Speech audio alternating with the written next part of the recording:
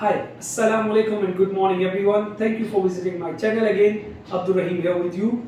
So first of all, I'll just say thank you to everyone. You guys are subscribing the channel and also watching the videos. I'm getting a lot of comments from you guys.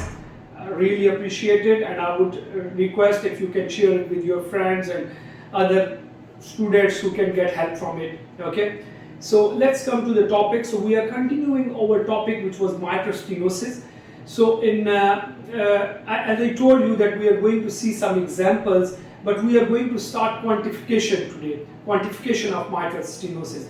Because once we will be doing quantification, we will be seeing examples automatically, okay? So if we talk about the quantification, you know, a complete echo like 2D echocardiography, color, M mode, Doppler, 3D, these all are used to get different quantification, different methods to assess the mitral valve area and mitral stenosis, and then we get a comprehensive assessment and we come to the assessment that whether the mitral valve is mildly, moderately or severely stenosed. Okay, so we use different parameters. So the first parameter, which is most commonly used as well, is the planimetry. Planimetry, you can do it in 2D and 3D as well. In today's vlog, we'll be discussing more about the planimetry, okay? And first I'll explain you about the planimetry, then I'll try to show you some slides and some important points what we need to do in the planimetry, okay? And then there is a 3D planimetry as well, which I will show you once we will be doing the 3D part of our topic. So then we can use the M mode also to look at the opening of the leaflets in the long axis view. Then you can use the color as well. Color will help you to assess the stenosis, that how is the jet going, and also helps you to align your Doppler as well if the jet is going on one side. And then definitely it will help you to assess the other abnormalities, like if there is MR or any other thing. Okay, then ultimately you will use the Doppler, which will give you the pressure half time and valvular gradients as well. So let's come one by one. So the first thing is planimetry, 2D and 3D. The next thing is pressure half time. We use pressure half time to assess mitral valve area. Then we use mitral valve gradients to assess the gradient across the mitral valve, that how bad is the stenosis, just to get an idea from the gradients. I'll explain these things later, okay? Today I'm just giving you an overview of that. And then definitely you can use the 3D as well to get the area. So from 2D planimetry. So first what we see in the 2D. So 2D echocardiography really helps us to understand the important and basic points of the mitral stenosis. The first thing is that once you keep the probe in, you are seeing a 2D image and you can say, oh, there is a mitral stenosis because the valve is not fully opening. Okay, now what you can assess is, you can assess the leaflet thickening, leaflet movement, and then definitely you can see the calcification if there is any. You can assess the anatomy and you can answer the etiology, like what is the reason of the mitral stenosis, which is very, very important. Okay, in mitral stenosis usually there are 3-4 things which can cause mitral stenosis, as I described you in the last vlog. Rheumatic heart disease, degenerative valve, these are the two common. Rheumatic is the most common one, then the degenerative, when we get a lot of calcium around the valve, and then you know we have some congenital things which I explained to you in the last video. So today I'll try to explain you the two common things, okay, and then we will go into the planimetry. So what we see in the mitral valve usually opens this and closes this in the long axis view, okay, leaflets open in and then close. In mitral stenosis, especially in rheumatic valve, what happens is that first, mostly your posterior leaflet gets thickened and stiff. Okay, it gets restricted. It doesn't move like this. It moves very slightly or doesn't move. Okay, so this one. And what happens to the anterior leaflet? This is a very characteristic pattern. You need to understand it for the rheumatic valve. So as soon as you see the valve, you will say, oh, this is rheumatic mitral valve. What happens is that your anterior leaflet gets thickened, especially the tip gets more thickened, okay? So when the leaflet opens, usually normal leaflet opens this way. So this leaflet opens this way, Okay, like this area opens up, the body of the leaflet opens, and the tips remains almost there or slightly move. Okay, so this is the area which is this point here between these two is the one which is causing mitral stenosis. So the leaflet, instead of opening this, opens in this way. Okay, so this remains almost there, and this one is also stiff, so the area becomes less. So what you do to do the planimetry, what you need to do is you need to measure it at this point. Okay, if you will measure the area at this point, you will get a higher valve area. Okay, so what you will do, you will actually underestimate your valvular stenosis because you are getting a higher area. Okay, so you need to understand this one. Okay, then the next thing comes in, like there is a technique how we can do it better way is like you do the long axis view, freeze it when the valve is fully open, freeze it there, and then measure from here to here distance. If this distance goes less than 0.8, 0.9, it means there are chances to get severe stenosis. And if this area is this diameter goes 1.2, 1.3, it means it's not going to be very severe stenosis. Just to get you an idea, doesn't mean like, oh, it's fixed now. Just to get you an idea. Okay. Then you measure this one, for example, it's 1 centimeter from here to here. Okay. Then you went into the short axis view. Now the valve is opening like this. Okay. It's a fish mouth appearance and opening in this way. Okay. This. So what you do is you need to freeze it and then measure it there at that level. So you see, if you are measuring at 1 centimeter, it means you are on the tips of the leaflet. So you can measure it. This is how you can measure it. If you are having a 3D machine and you can use the X-plane, that's going to be best one. If you are having a Philips, you can use the X-plane. If you are having a GE, you can use the biplane. Just put the biplane on mitral valve tips. The biplane will go here at the tips and it will give you the same point on the short axis view, and you can measure it. What is the difficulty in measuring in the short axis view? That is called planimetry. Once you trace the valve area directly, that's called planimetry. Okay. So what is the difficulty once you are doing the planimetry is that sometimes what happens in the rheumatic valves especially is that these commissures, which are, for example, these are the leaflets. Okay, this one and this one is the leaflet. This area, the commissural area, gets fused, like commissures gets fused this way.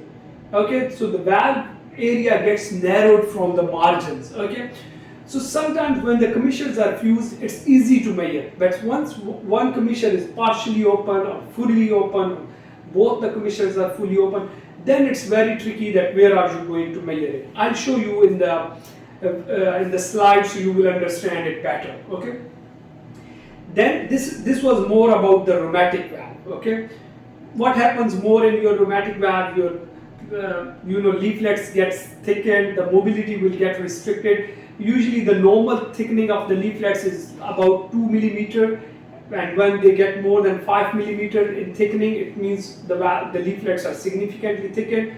Then the mobility, we can assess definitely the mobility. Then the subvalvular apparatus plays a very important role for the treatment and for in the mitral stenosis, especially in the rheumatic valve. The subvalvular apparatus gets shortened and thickened, so you need to pay attention, especially in the long axis view. Try to get your subvalvular apparatus better visualized and you can see it better. Okay, so this was more about the rheumatic valve. Okay, now we will come towards the degenerative valve. So we can't do planimetry in degenerative leaflets most of the times. Why? Because there is a lot of calcium. Degenerative leaflets, degenerative stenosis will always be a calcified mitral valve. So in calcification, you will see a lot of shadowing and then calcification, so you don't know where to measure and where not to measure. So planimetry is not reliable in your degenerative valve. Okay. In congenital valves, it's also tough because if you are having a double orifice, you can do it, but it's always tricky that you are having valve area here and here. It's tough to do it.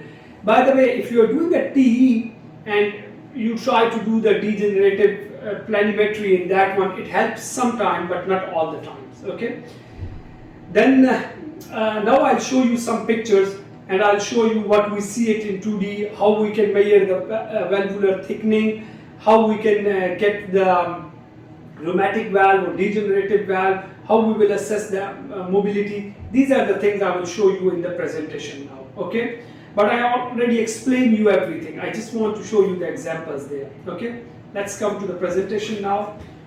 Okay, everyone. So here I will explain you what we see in the 2D image, what are the tips we need to keep in mind, and what are the precautions we need to keep in our mind once we are doing the 2D image and once we are going to do the planimetry. First I'll explain about the 2D image, what we can see, and then we'll go towards the planimetry. Okay, so what we can see is the leaflet thickening, mobility, okay, commissural fusion, calcification, subvalvular apparatus. These are the things I explained you already.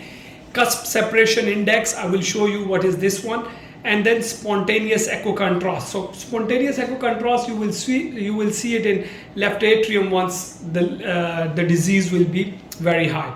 So then how you are going to get the leaflet thickening? As I told you, leaflets should be less than 2 millimeter, and if they are more than 5 millimeter, they cause significant thickening, and it should be assessed in diastole. You can see how we need to measure it here. Okay, you need to freeze it, and then you need to measure it at the tips level where the thickening will be at highest. So next is the mobility.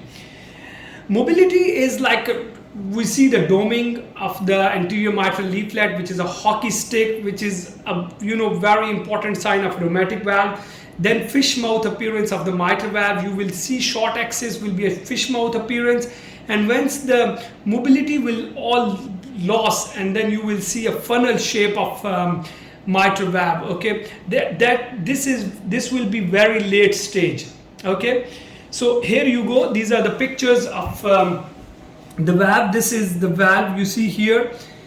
This is how you are going to do the planimetry. This is the fish mouth. You see the fish mouth sign, and this is the funnel shape appearance. Let me show you better. This is the funnel shape appearance of, because it's the mobility has almost gone now. Okay, the leaflets are very much restricted.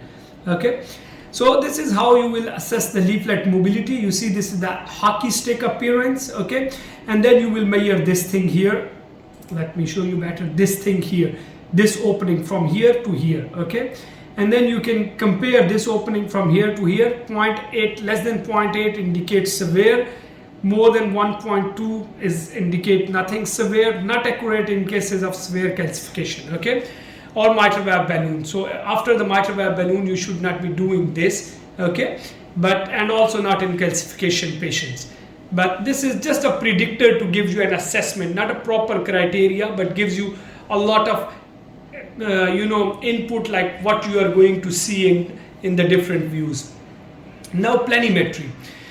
Planimetry is what is a direct measurement of the mitral valve, as I told you earlier, in the parasternal short axis at the tips level. Okay, at least and this parameter is the least affected parameters by hemodynamic loading conditions, because any MR, anything doesn't make an issue, because the valve will open as much as it can open. Okay, so you can measure this one. So this is very much reliable.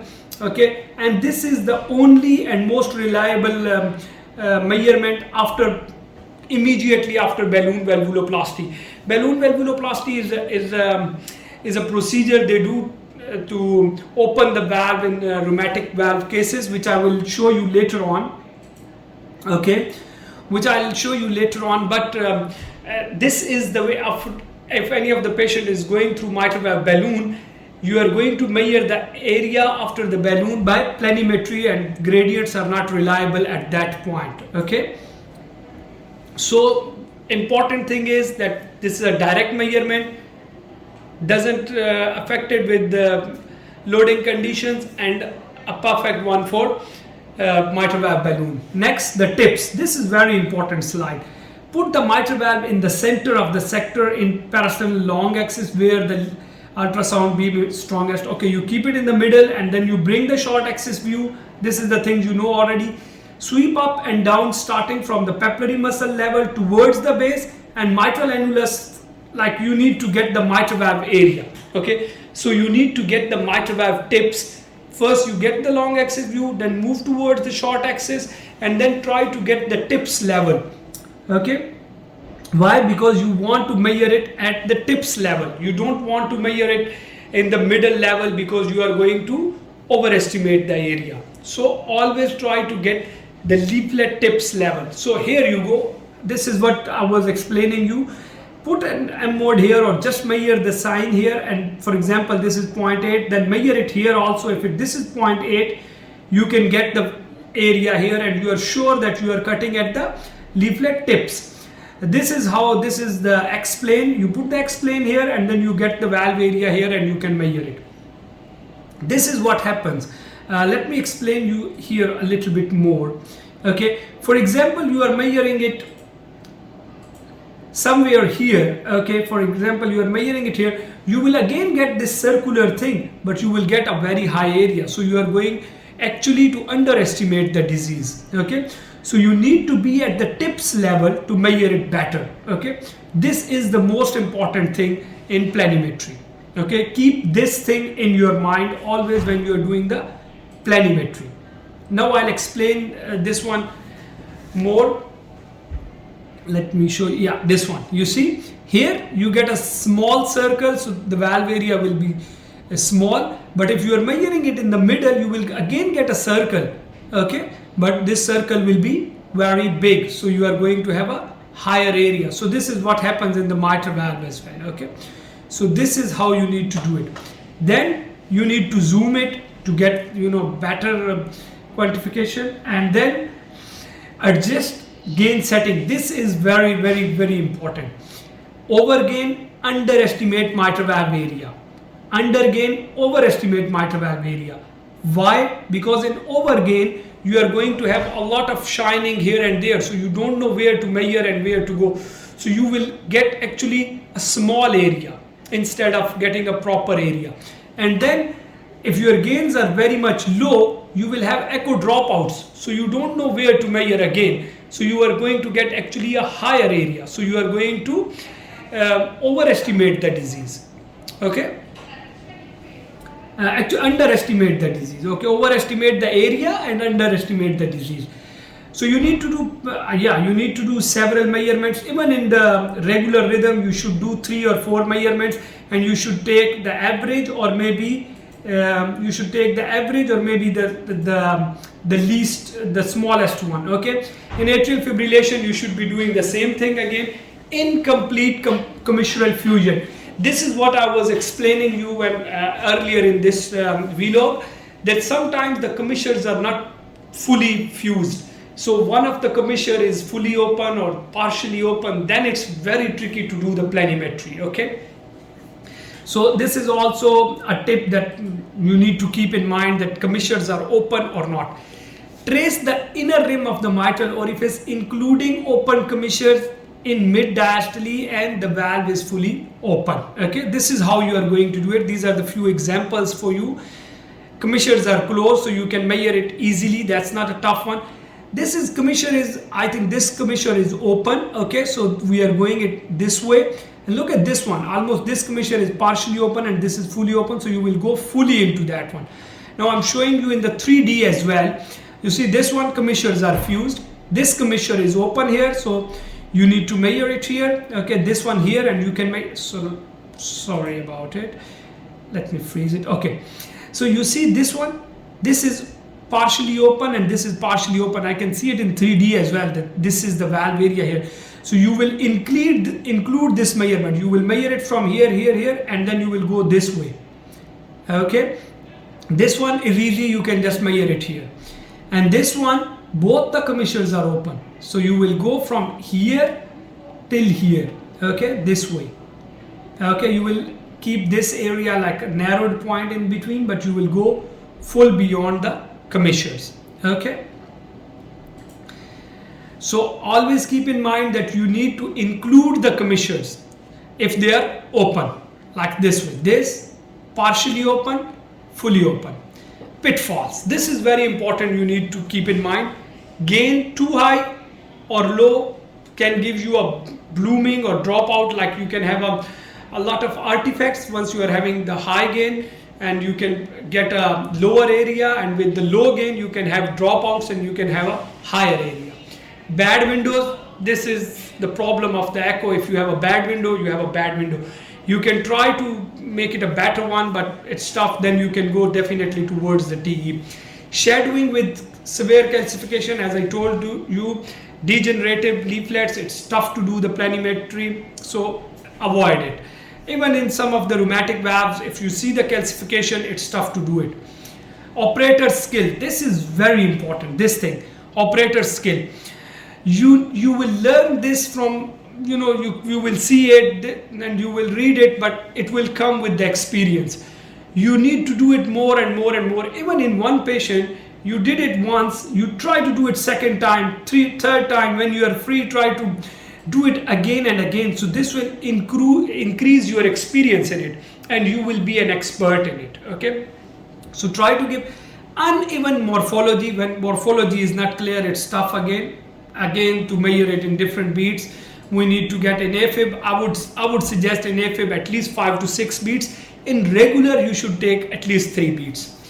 Advantage, as I told you, it doesn't depend on flow conditions, so cardiac chamber compliance or anything. So it's not a lot of problem due to hemodynamic change, so you can measure it very well.